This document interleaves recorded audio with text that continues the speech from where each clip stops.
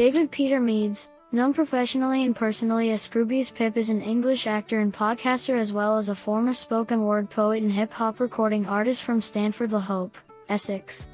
He first gained prominence as one half of hip-hop duo Dan the Sack vs. Scroobius Pip, sparked by their debut single Thou Shalt Always Kill. He manages his own record label, Speech Development Records. He hosted the award-winning weekly radio show The Beatdown on XFM in the late 2000s and currently hosts the Distraction Pieces podcast.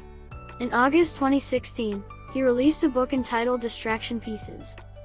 He appears as French Bill, an assistant to Atticus, in the 8-part historical fiction series Taboo on BBC One and FX.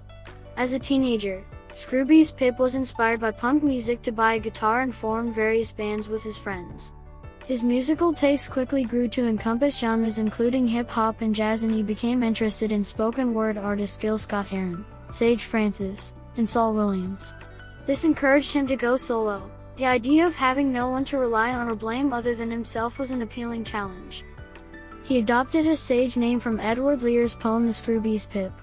He later explained, "I love this story. It's about a creature that doesn't know what it is. By the end he realizes that he is simply the Scroobius Pip.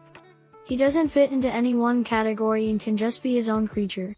In 2002, whilst working in an HMV store, he made the decision to start saving clarification needed, his writing.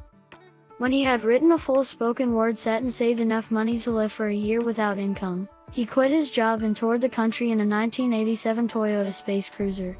Seeking out gig listings for each new town he visited, he turned up and performed his set to the fans queuing outside the venues, with mixed results. After a few months crossing the country, Scroobius Pip moved back home and decided to focus on London and Essex, attending 4 or 5 spoken word shows, open mic nights or poetry slams each week, anywhere that would let him perform. Various producers expressed a desire to work with him, but it was the beats of former HMV colleague Dan the Sack that captured his attention and led to the formation of Dan the Sack vs. Scroobius Pip.